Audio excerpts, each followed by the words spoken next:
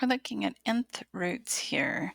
The nth root, that's how it's pronounced, looks like this. The n that's there, that's known as the index of the root. Whatever's inside is known as the radicand. And of course, this little check mark symbol is called the radical.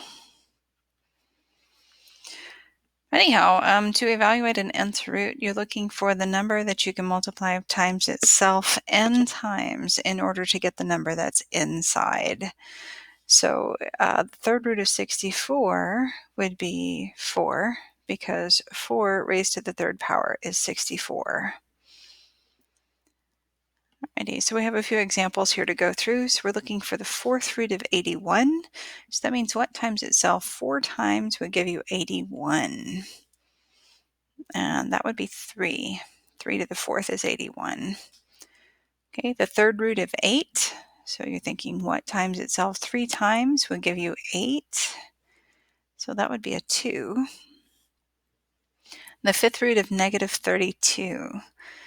So that's what times itself 5 times would give you negative 32.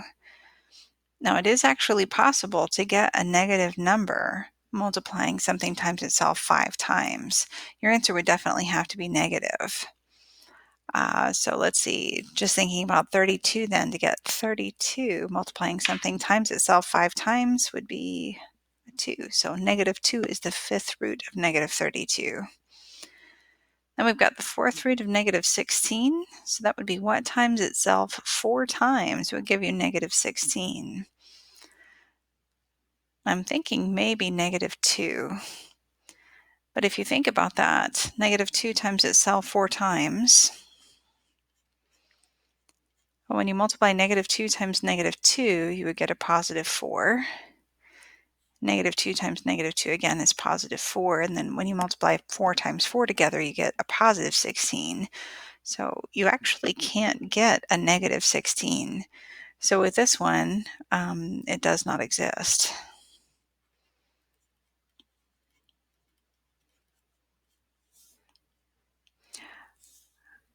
Now think about why this one does exist, but this one does not.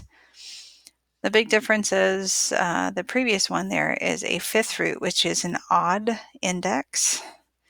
If you have an odd index, it is possible to take a root of a negative number. This last one down here, though, has an even index. If the index is even and you have a negative on the inside, then it does not exist. There's no possible way to evaluate that. Okay, one quick little special note for you here. A square root is a radical that you're really familiar with. You've seen that a lot since middle school. That's known as a second root, but that index number of 2 is not usually written. So this would be your standard notation for that, square root of 25, but this is actually what it means, and that's why the square root of a number is what times itself 2 times gives you the number on the inside. So the square root of 25, of course, would be 5. All right, now you try some of the examples on the Google form there.